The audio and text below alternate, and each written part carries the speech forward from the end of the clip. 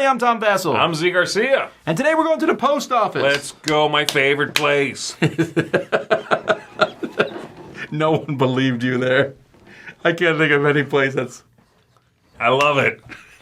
Yay, post office. I kind of miss, though, the old timey-wimey post office where you go in and the person would be like, hey, it's you. I say I miss it. I've missed it. That was never part of my life. Not right. You're too young for that. It's the only time you'll ever hear that sentence. But I think there's something romantic about that old-timey post office. And this one, with the look, the caricatures, the little dog and the cat, and the what have you, they attempt to give you a little bit of that feeling. Now, lose everything you just thought of, because there's barely any theme in this game. It's a tile-laying game. Here's how it plays. In Post Office, each player is going to get a board and the matching pieces for their board, which is going to give you a pet. You're going to start with 3 stamps, and then you're going to start with 16 tape pieces of 4 different colors and symbols and shapes. You're also going to start with 4 tiles that match your pet color. You're going to place these on your board randomly, the rotation there, so this kind of starts your grid. And then the game begins. Now, in each round of the game, you're going to draw 2 of these post office tiles. You're going to pick one to keep, and then you're going to pass the one to the person on your left. Then you're going to take the 2 tiles that you have, and you're going to play them one at a time. So you're going to move your figure 1 space, and then you're going to place one of the tiles in that row. If you don't want to go in that row, you can always pay stamps to move more spaces. Maybe I want to move here, and then I'll put this piece here. Now, when I put that piece there, if I make a shape where I could put a piece of tape, like here I have the long one, I will place that one on that spot there. When you place tape, if you ever cover up a stamp, you will get stamps. The other symbols you can cover or not. Once you place the first one, you will then place the second one. So maybe I'll put this one here, and look, I can put out another piece of tape. So I'll place this one here, and that one gives me a stamp since I covered it up. And we're going to keep doing that. We'll draw 2 more tiles, and I'll keep one, pass one, get another one. So I move 1 spot here, and let's see, where was I? I move 1 spot here. Maybe I'll place this one here, move another spot, place one here. Now I could put tape here if I wanted to, but I'm going to leave this open because a square at the end of the game is going to give me 5 points. By the way, when you land on the corner, you can place your tile anywhere on the board. And if you land in a row when you're moving, and that row or column is completely full, you just move to the next one. So this is going to keep going until everyone's squares are completely filled up. When your squares are completely filled up, you're going to score. Each square is going to give you 5 points. Each stamp that you have is going to give you points. Tape is going to give you points multiplied. So these yellow tapes, for example, will give me points multiplied by the number of yellow symbols I have. So I have 1 yellow symbol times 2, that's 2. Not very good, but if you can get more and more symbols onto the board, you can rack up a pretty decent score. And then these packaging slips here, if you have a packaging slip next to tape, you'll get 3 points for each tape that it's next to.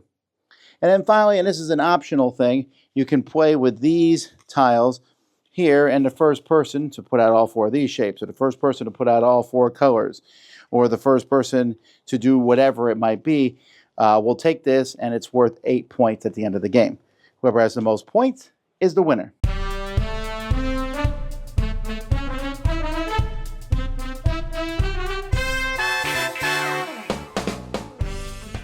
Now, this game was designed by Evgeny Petrov.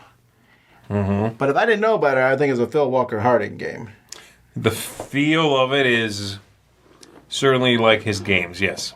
Yeah, because there's some similarities to other games. The idea of walking someone around the board and then placing stuff in that row and column, we've seen that before. Actually, Bruno Catala does that mechanism quite a bit. He's got a bunch of games that do that. Ah, okay. Yeah. Bruno Harding. But so that's there, and then placing tiles is nothing new, but it's placing tiles to then put polyominoes on top of them. Mm-hmm. That's where this one kind of distinguishes itself a little bit.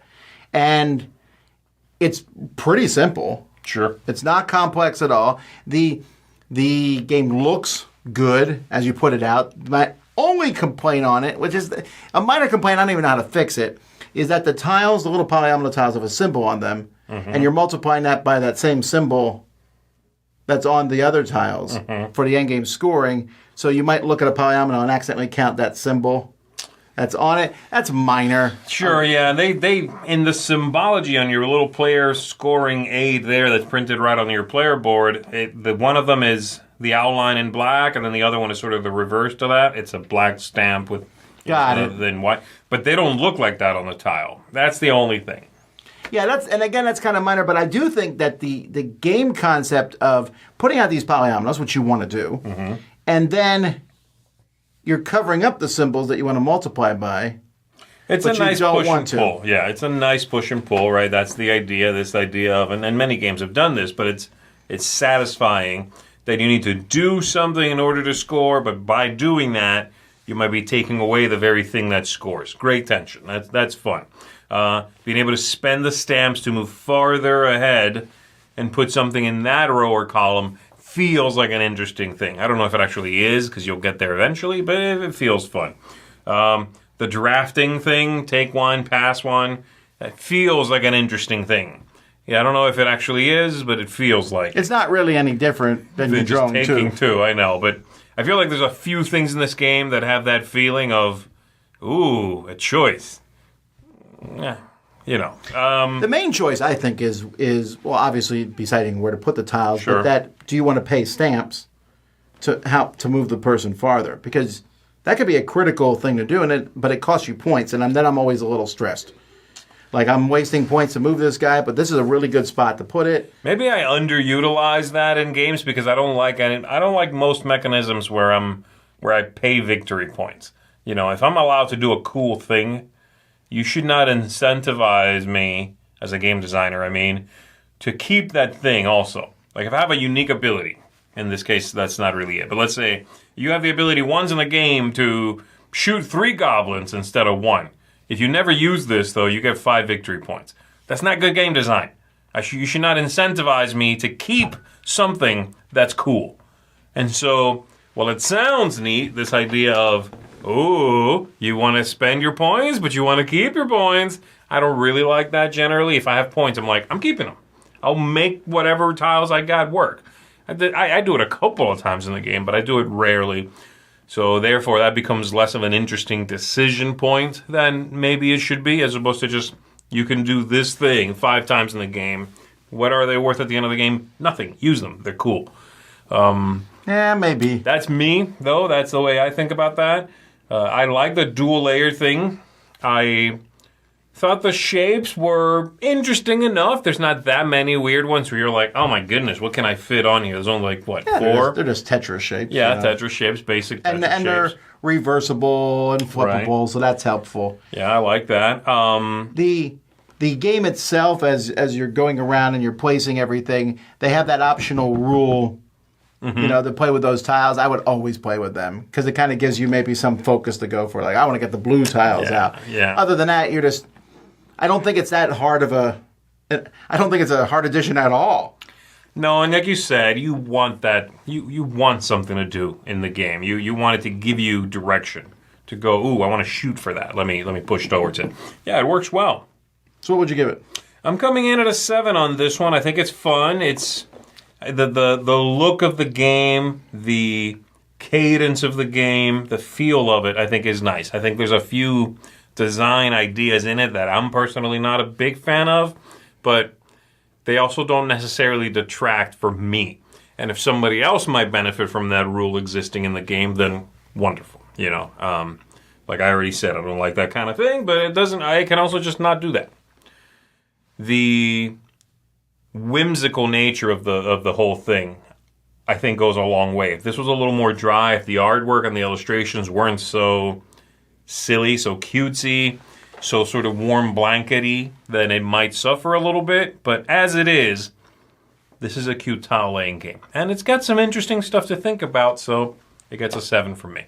Yeah, I like it. I think it's a little bit of a step up from many of these games. I'm giving it a 7.5. Okay. There's a couple things I really like. Okay. Simultaneous play. Yeah. Everyone's playing at the same time. It's fast, but it's also simultaneous play where I'm not sitting there going, I wonder if he accidentally cheated. It's pretty obvious what you're doing. Yes. Right? Okay, good, right. And it's not a long game. Right. I mean, you're going to put out those times, I think it's 7 turns or something. You know what? That's really true. fast. The end game does kind of sneak up on you in a good way. You're like, oh, I'm almost out.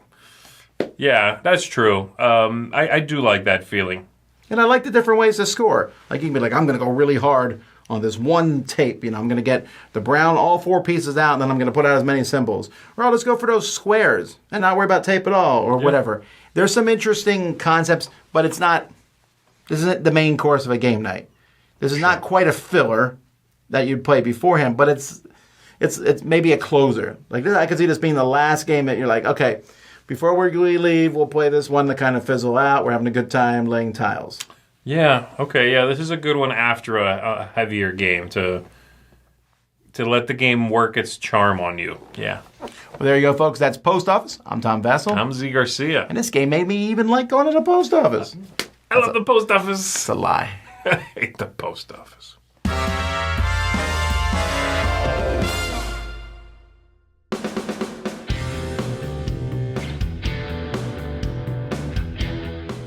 Hey everybody, thanks for watching another video from the Dice Tower. Hey, you want to learn more about us, communicate with us? We have a Facebook group, we have a Discord channel, lots of different ways to get involved with the Dice Tower. You can find that in our Linktree link below. So just click that, it will take you and you can communicate with us on Facebook, join our Facebook groups. There's lots of cool things that you can find and become part of the Dice Tower. Thanks so much for watching. I'm Tom Vassell.